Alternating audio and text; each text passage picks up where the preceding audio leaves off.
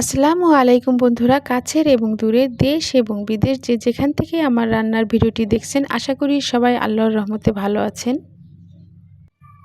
আলহামদুলিল্লাহ, আমিও আল্লাহর রহমতে ভালো আছি। আরেকটি নতুন দিনে নতুন আরেকটি রান্নার ভিডিও নিয়ে চলে আসলাম। তো আজকে আমি দারুণ স্বাদে সিম্পল কচু ভাজি রান্না আপনাদের সাথে শেয়ার করব। আর এই কচু ভাজি খেতে এতটাই মজা কি বলবো। তো ভিডিওটি আপনারা দেখতে থাকুন। তো এখানে আমি একটি বড় সাইজের কচু নিয়েছি। কচুটা দেখতে কিন্তু ভারী সুন্দর, তবে এই কচুটার নাম আমি জানি না।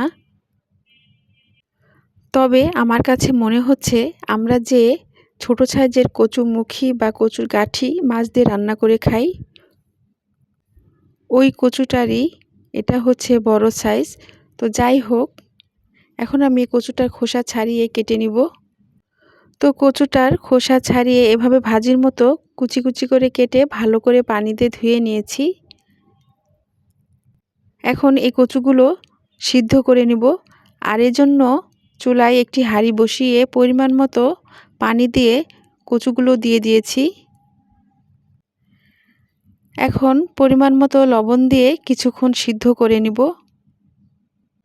আমার ভিডিও দেখে যদি আপনাদের ভালো লেগে থাকে তাহলে লাইক, কমেন্ট, শেয়ার করে দিবেন।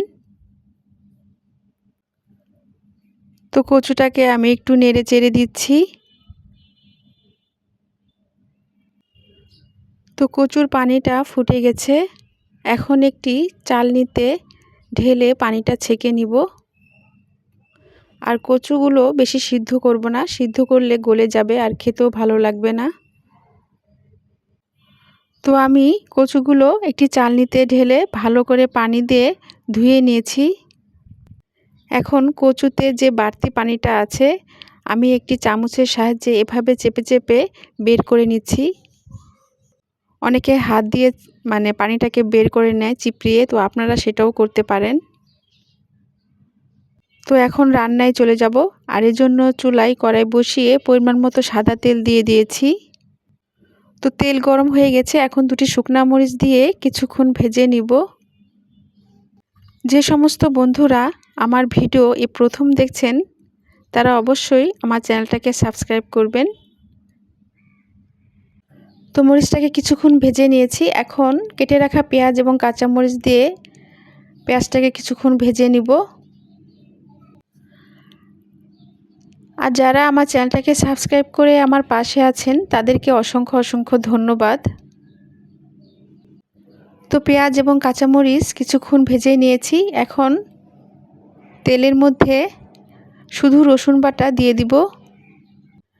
আমি কিন্তু রসুন বাটার পরিমাণটা একটু বেশি দিয়েছি, কারণ অনেক সময় কচু গলায় ধরে, তো রসুন বাটা বেশি দিলে গলা আর চুলকাবে না। এখন স্বাদ মতো লবণ দিয়ে মশলাটাকে কিছুক্ষণ কষিয়ে নিব।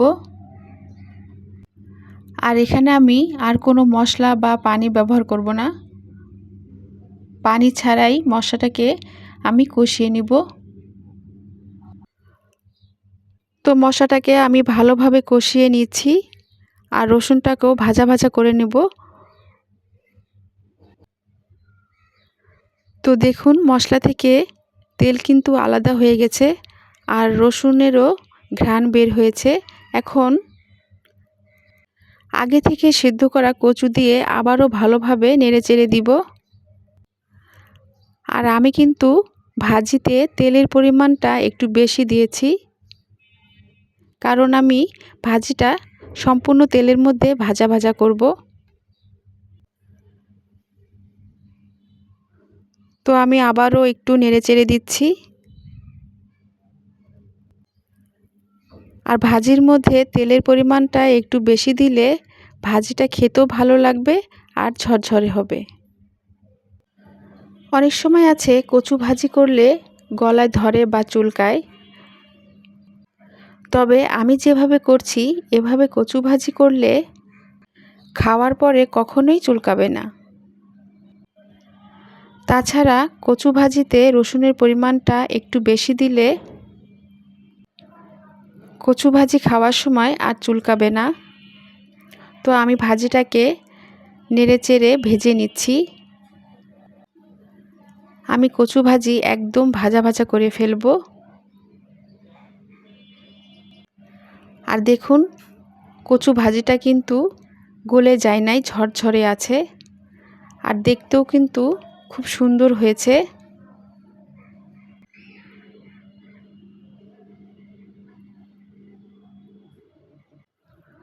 তো কচু ভাজিটা কিন্তু প্রায় হয়ে গেছে।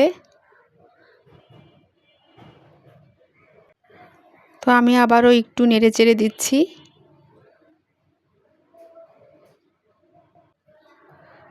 তো কচু ভাজিটা কিন্তু হয়ে গেছে, এখন আমি নামিয়ে ফেলবো।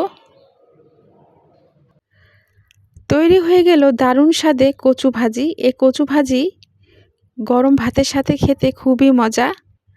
দেখতে যেমন লোভনীয় হয়েছে, খেতেও ততটা মজা হয়েছে। আর ভাজিটা অনেক ঝরঝরে হয়েছে। তো এভাবে আপনারা রান্না করে খেয়ে দেখবেন। নতুন নতুন ভিডিও দেখতে আমার চ্যানেল সাথে থাকবেন। ভিডিও নিচে বেল আইকনে ক্লিক করবেন যাতে নতুন কোনো ভিডিও ছাড়লে আপনাদের মোবাইলে নোটিফিকেশন চলে যায়। সবাই ভালো থাকবেন। আল্লাহ হাফেজ।